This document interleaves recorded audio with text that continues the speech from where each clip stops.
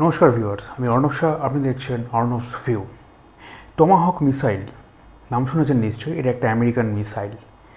এই মিসাইলটা আঘাত করেছে ইরানের একটা স্কুলে, এলিমেন্টারি স্কুলে। এই স্কুলের 180 জন বাচ্চা মারা যায় এবং যার মধ্যে কিছু বাচ্চা মিন্স স্টুডেন্ট, 180 জন স্টুডেন্ট মারা যায় এবং তার মধ্যে কিন্তু স্টুডেন্টের বাইরেও বেশ কিছু শিক্ষক শিক্ষিকাও ছিলেন। দর্শক, এটা আপনাদের মতে এটা কতটা যুক্তিযুক্ত? যুদ্ধ চলতেই পারে, একটা দেশের সাথে আরেকটা যুদ্ধ চলতে পারে, স্বার্থ সংঘাত হতে পারে, কিন্তু দুই দেশের জনগণ বা যারা সিটিজেন তাদের তো কোনো দোষ নেই, তারা তো নিরস্ত্র। তাদের উপর বোমাবর্ষণ করা হচ্ছে কেন? এবং এরা করছে বিশ্বের সবথেকে শক্তিশালী দেশ।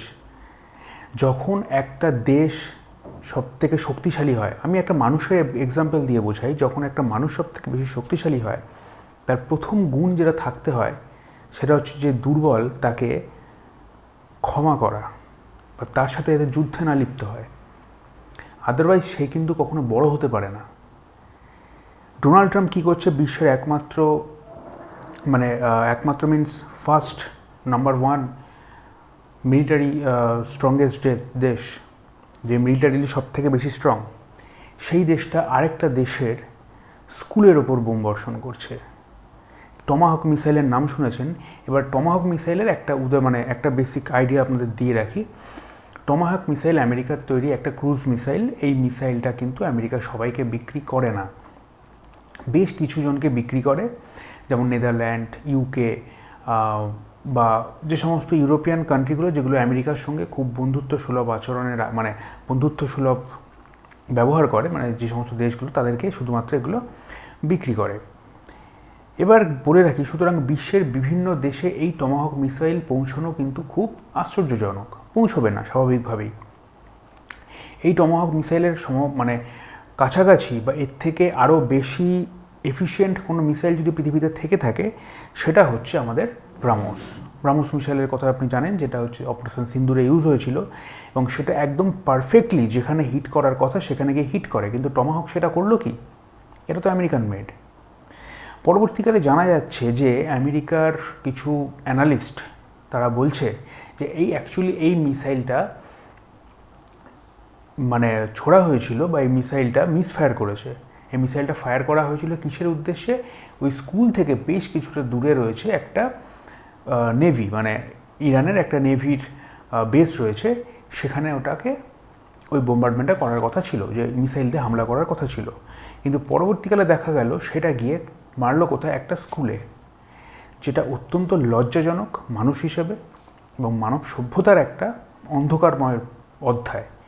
যেখানে 180 জন মানুষ মারা গেছে, তার মধ্যে ম্যাক্সিমামটা বাচ্চা, স্কুল স্টুডেন্ট। এবার এতজন যখন মারা গেছে, সেই দৃশ্য দেখার মতো নয়, যেখানে একটা বিশাল গ্রাউন্ডে 180টা গ্রেভ করা হয়েছে, কবর দেওয়ার জন্য ব্যবস্থা করা হয়েছে। সুতরাং এবার এখান থেকে বুঝতে পারছি যে ঘটনাটা কতটা ভয়াবহ।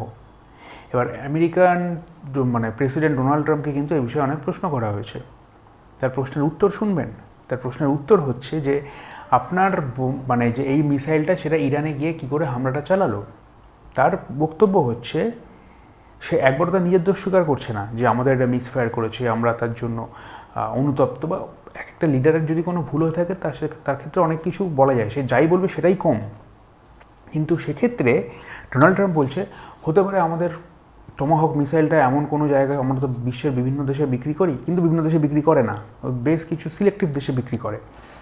আমরা বিভিন্ন দেশে বিক্রি করি, তাই হতে পারে সেটা হাত ঘুরে গিয়ে ইরানে গিয়ে পৌঁছেছে এবং তাদের মিসাইল তাদের কি আঘাত করেছে, যেটার কোনো রকম কোনো বাস্তবের সাথে কোনো মিল নেই।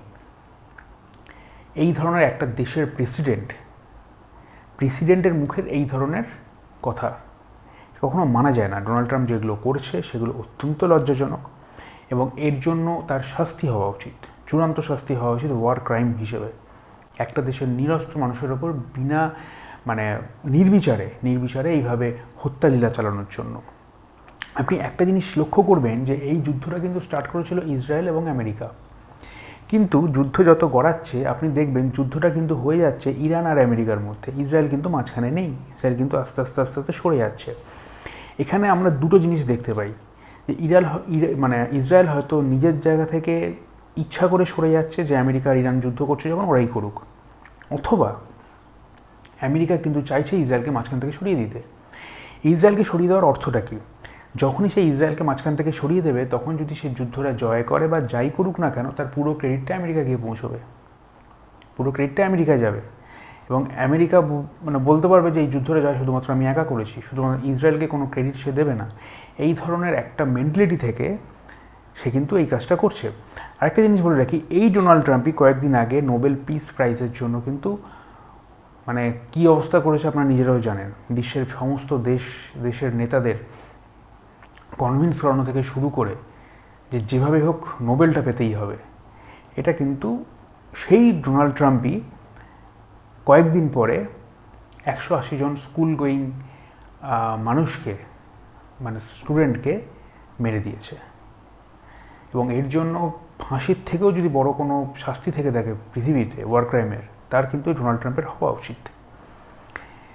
এরপরের বিষয়ে আসি, যে এক্ষেত্রে ভারত ইরান এবং আমেরিকার যুদ্ধে অনেক ক্ষেত্রে চুপ ছিল, মানে হয়তো ডিপ্লোমেসির জন্য হয়তো চুপ ছিল, ডাইরেক্ট কোনো কিছু কন্ডেম করেনি। এবং ইরান যখন যে সমস্ত গালফ কান্ট্রিজগুলোতে আমেরিকান বেস থাকার জন্য যে সমস্ত দেশগুলোতে হামলা চালিয়েছে ইরান, ভারত কিন্তু তার নিন্দা করেছে এবং তাকে বলেছে যে ইরানের এই ধরনের স্টেপ থেকে বিরত থাকা উচিত, এই ধরনের মানে যে সমস্ত কর্মকাণ্ড ইরান করছে তার থেকে দূরে থাকা উচিত। কিন্তু আরেকটা জিনিসও বলে রাখি, যখন এই আমেরিকা ইরানের এই স্কুলের ওপর হামলা চালিয়েছে তখন কিন্তু ভারত কিন্তু এর কন্ডেম করেছে।